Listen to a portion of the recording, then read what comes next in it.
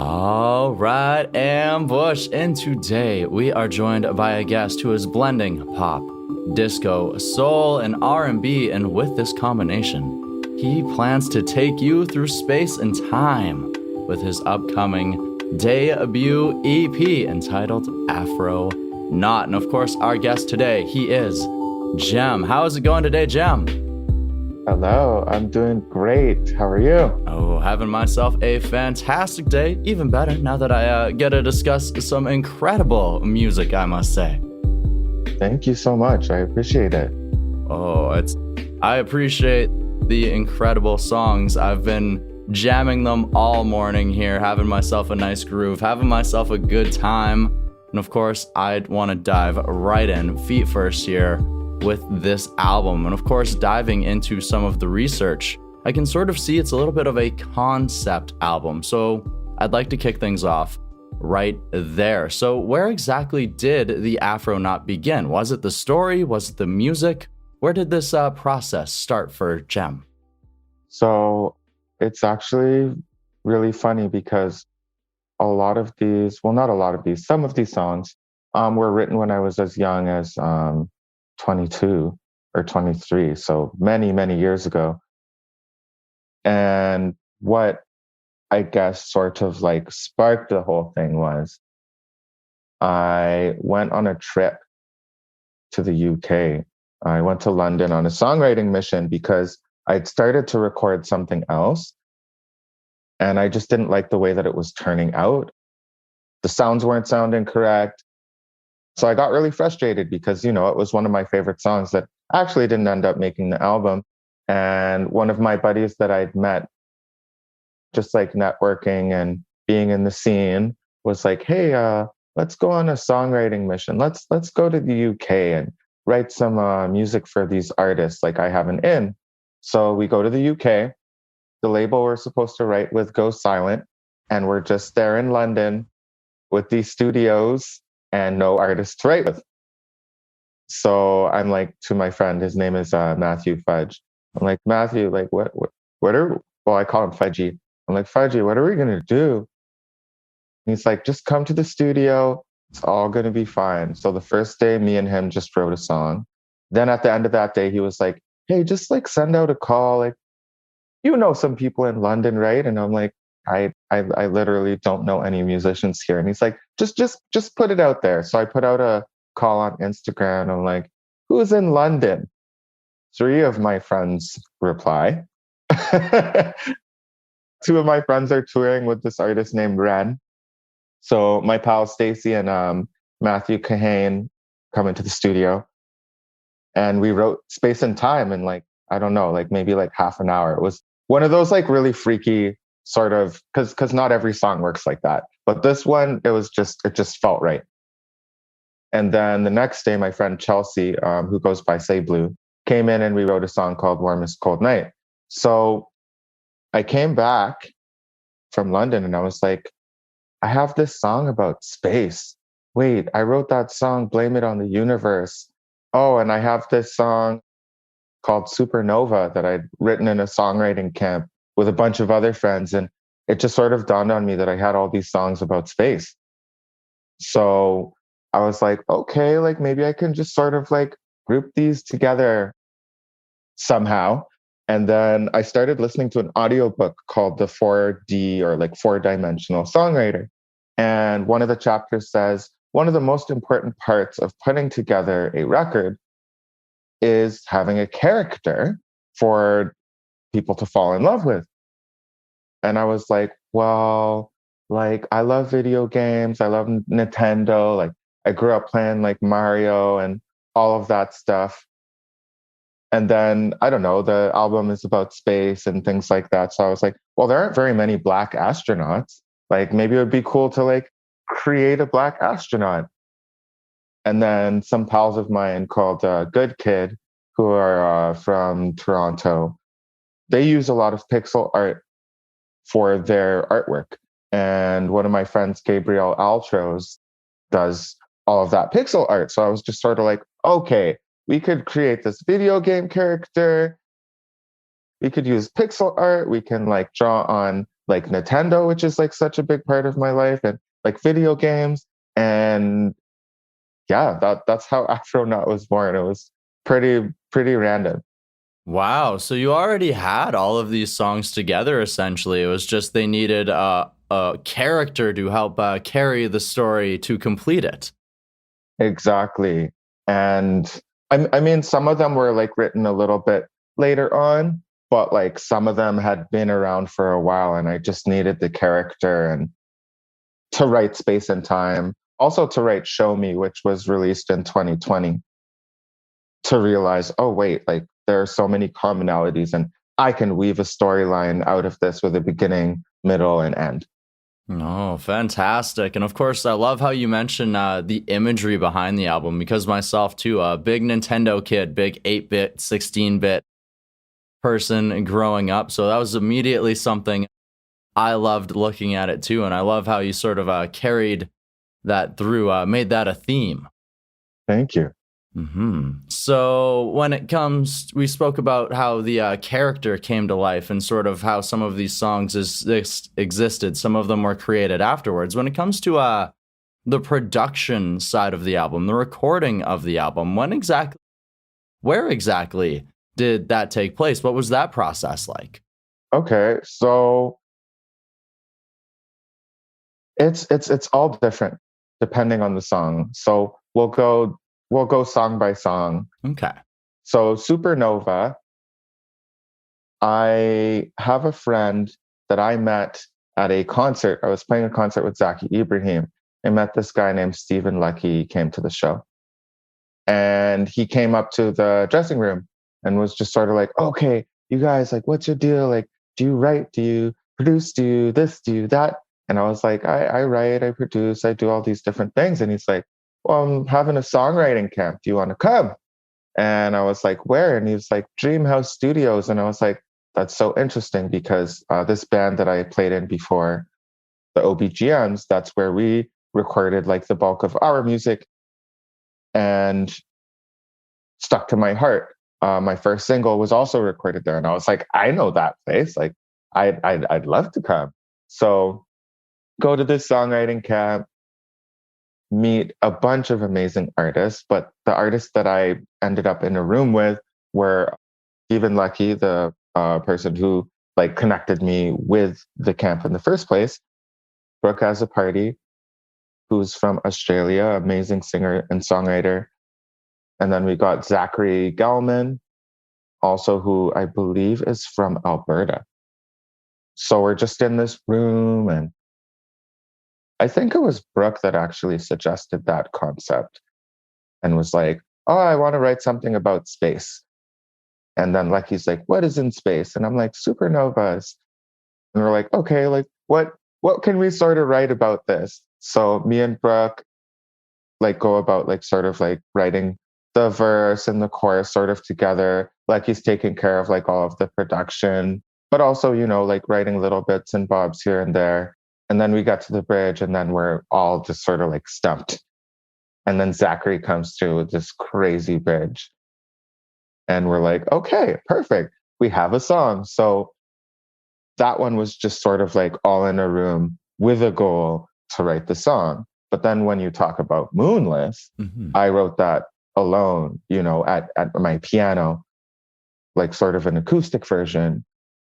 And then I went to my friend Michael Tompa and I was like, hey, Mike, I feel like this needs some more production. Can we beef this up a little bit? So, you know, talking about the sounds that we want to use, using like, you know, like real piano for some of the tracks as well. Like Supernova has real piano, like Blame It on the Universe has real piano. So some of these just sort of like start from scratch, just me alone, and then bring them to a producer. Some of them, you know, work with the producer at the same time. So like Tell Me You Love Me, for example, I wrote with my friend Daniel Adams, who is this awesome producer from Newfoundland. I feel like you might have interviewed Rachel Cousins. I did actually, and she mentioned you during that interview. There you go. So it all comes full circle. Yeah, Rachel is so awesome. Dan is so awesome. he used to just live down the street from me, actually. So Wow. just went over to his house and we would just get together and write these songs. So I came up with the piano line first. And then I feel like he came through with like some of the really cool, like spatial, like sounding elements. He's a whiz on drums. I hate doing drums. Like, God bless him for doing I feel you. and just like very cool sound effects and, just polishing existing sounds to make them sound nicer. And, like down to like helping me write lyrics as well. So this one, it's funny, we actually came to a halt because we'd written the first verse and the chorus. And then I'm like, what is the second verse? I don't know what the second verse is. I don't know what the rest of this song is. Like, I think we're going to have to like hit the brakes on this song. And I was like, kind of disappointed. So Elsa, or Wild Black, who I had mentioned before that I was in Sask with, Yeah. I had only known her like maybe like a year or like a year and a half at this point. And I was like, I wonder if she would like want to collaborate with me. So I reached out to her and I'm like, hey, Elsa, like I have this song. I really like it. I really love your music and what you're doing. I think we could do like a cool little sort of like feature, like duet thing. And she's like, okay, can you do me a favor and just send me the instrumental? Don't send me any lyrics. Like, I don't want to know what you've written so far. Just like, I want to get a general idea of the song, but I don't want to hear what you've done. And I'm like, this is different, but Yeah. okay, let's try this out. So I send her the instrumental, and then a few days later, she sends me back what she's done, and it fits perfectly. So that's how that song came together. Wow. Wow. What are the chances? It's pretty wild though, because it was on the shelf for a little while, Hmm. for at least like 6 or 7 months. So it's never the same, you know? Hey, and like you said, you were disappointed just waiting, wondering, like, what am I going to do with this? And then just that one random spot of like, oh, yeah, no, just send it to me, but don't send me that thing that you've been sitting on this entire time. And then somehow it just ends up fitting perfectly. And it's like, oh, actually, you know what? I don't have to do anything else with this. Cool. There you go. When it works, it works. Trust the process. Hallelujah. Hey, oh my goodness. I love it. I love it. Now, like I said, I've been loving this album too, and you've been mentioning some of the tracks here and how they came together. I'd love to dive into some of the lyrical content behind some of these songs, what they mean to the story and otherwise too. So, of course, you mentioned one of the most recent singles there with Moonless being there too. You mentioned how it came together. I'd love to know exactly what does it mean towards this story, this narrative.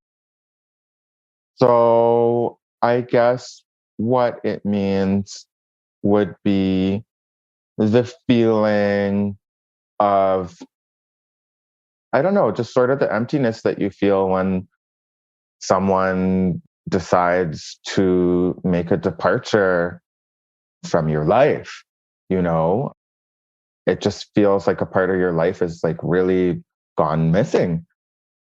And I guess like that's the metaphor when Afronaut wakes up and realizes, oh no, the alien is gone. Like where did they go? Like there's no moon or stars in the sky anymore. The earth is shrouded in darkness. Like, what am I gonna do? Like, I feel so incomplete. So thus climbing onto the roof and singing to the sky and hoping that the alien will come back. I love the way that you put that. Whereas like the moon, the stars, and like everything is gone. Like, you know, like that's love. Like that's feeling, that's emotion. I love that, man. Thank you. Ah, that's powerful. That's very powerful. And of course, another song that we mentioned there is another recent track there, Space and Time, that actually being the most recent single. My apologies there. Mm-hmm. with Space and Time as well, being a little bit of a different feel in terms of not just musically, which another thing I love about this EP, every song has its own identity with the music, but of course with the lyrics too. So when it comes to Space and Time, how is that? What is that piece of the story for it? So I guess this piece of the story now is Afronaut sort of like coming to terms with the fact that, you know, there's two sides to every argument, and you sometimes have to agree to disagree because when it's not a match, it's not a match, and you have to eventually, I guess, decide: am I going to put my foot down and stand up for myself and like say what I need? Because just like sort of almost like doubling back a little bit to Tell Me You Love Me.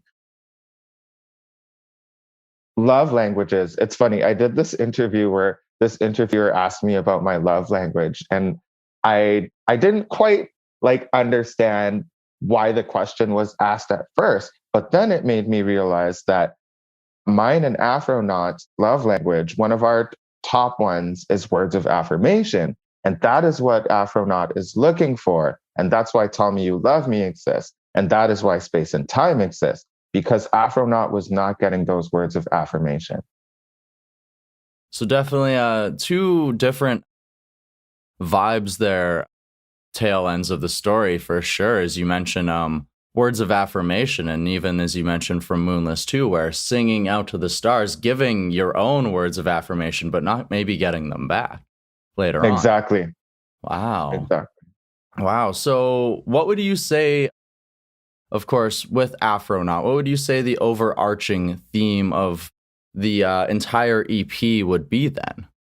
Okay. So it would be self-love, like searching for self-love, because that Afronaut thinks that he is like searching for the alien when he goes on this quest into space to like find them, but what he actually finds is himself. So just like self-acceptance, self-love, and confidence. Ooh, that just gave me chills. Well done. Of course, we've been speaking about also how this has been quite the process to get to this point of releasing this EP, Afronaut. So, of course, I have to ask, with it being coming out in almost a month here now of the recording of this interview, what is your anticipation like? What is the feeling, the vibe like, knowing that this moment is almost here? That's a really good question. I don't know. I like I feel like I should be like super excited, but it just feels normal. It feels like a long time coming because I've been making music for so long. And the fact that like this is only going to be my first body of work like at this point in my career is I don't know, it just seems like almost hilarious to me now at this point. But I am happy and I am proud because I did it exactly the way that I wanted to do it. I didn't rush anything. I took my time, and I can truly stand behind it because I mean, I don't tell a lot of people this, but like I have another EP and like another group of songs, well, many groups of songs that I just never released because they just didn't feel right. So it's exciting to have something that feels right. Hey, I like hearing that. Something that feels right. And I want to dive into that a little bit more very soon, but before I get there, I have to ask, what does the future here hold? What else can we expect from the story of Afronaut? Talking about like in the constraints of this EP or after the EP? Whatever you want to tell us. Okay. So there's definitely more songs that are demoed, but just not completely finished and polished, but there is definitely more to come. And I would say expect sort of like a celebration and a rebirth of this sort of newfound confidence from Afronaut. All right. Awesome. A newfound confidence. And you've mentioned Afronaut has helped you to maybe learn a few other things like your love language and otherwise. And that's where I would love to end things off here is by asking, how has the process of crafting Afronaut helped you to grow as a person, or what has it taught you about yourself? It's taught me that I really need to pause and think before I make decisions and act in terms of, I guess, giving away my heart, because like I have a really big heart. And just like Afronaut, like I have a thirst for adventure, but I also have a thirst for connection. And sometimes, I guess you could say almost the vetting process. Well, there is no vetting process.